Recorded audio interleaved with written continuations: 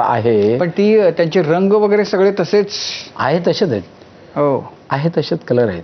आता ह्या बाहुल्या किती जुन्या असतील?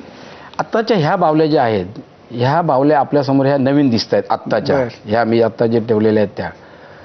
परंतु माझ्याकडे ज्या बावल्या आहेत, ज्या मी म्युझियममध्ये त्या डिस्प्ले केलेल्या ज्या आहेत, त्या किमान माझ्या माहितीप्रमाणे 500-700 वर्षापूर्वी बापरे. असं माझं वैयक्तिक मत आहे. पण मग त्याला लाकडाला रंग काही झालं नाही? मी आता 40 वर्षापूर्वी, 40-45 वर्ष झाली असतील, त्यांना मी आत्ता ऑइल पेंट कलर तयार केला. पण पूर्वी तो नैसर्गिक कलर होता त्यांना. बर. आणि ते लाकूड पण होतं, ते पंगेऱ्याचं लाकूड होतं पूर्वी स्टार्टला. आता आम्ही ह्या शिवणीच्या झाडापासून बनवतो, कारण ह्याला फिनिशिंग आणखीन जास्त येतं म्हणून शिवणीच्या झाडाच्या बनवतो. पण ही इतकी अद्भुत सगळी तुम्ही तिथं राहून ह्या सगळ्या जोपासल्यात, तुम्हाला हे कौटुंबिक वारसा म्हणून आला हे सगळं तुमच्याकडं. पण मग हेच करावं पुढं, हे कसं झालं? म्हणजे का वाटलं तुम्हाला की आपण हेच करावं? वा, प्रश्न चांगला आहे. काय झालं, छत्रपती शिवाजी महाराजांनी ज्या वेळेला आपल्याला जंगलामधून बाहेर काढलं आणि ह्या सगळ्या कला त्यांनी पाहिल्या, तर आधी सर्वात जास्त कला ह्या 3 आर्टमध्ये आल्या. अजूनही 8 लोककला आपल्याकडे आहेत. बर.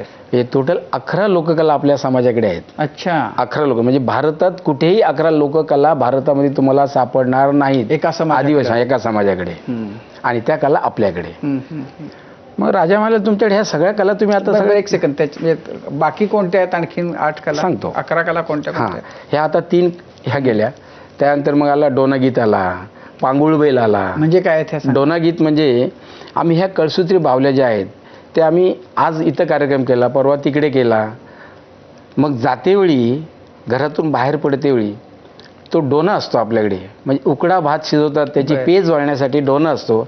आणि 2 डवले असतात, म्हणजे त्याला आपण स्पूंज म्हणतो, चमच.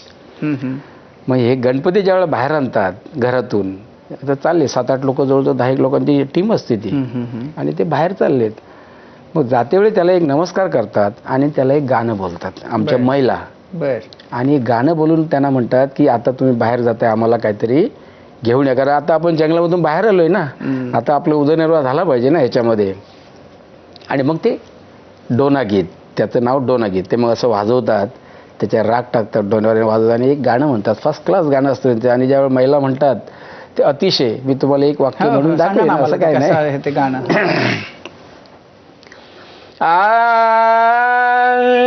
उठ उठ रे माई दादा, बैल झुप रे राटाला, बैल झुप रे राटाला, पाणी जाऊने पाटाला, काय के गदी बनाला, के गदी बनाला.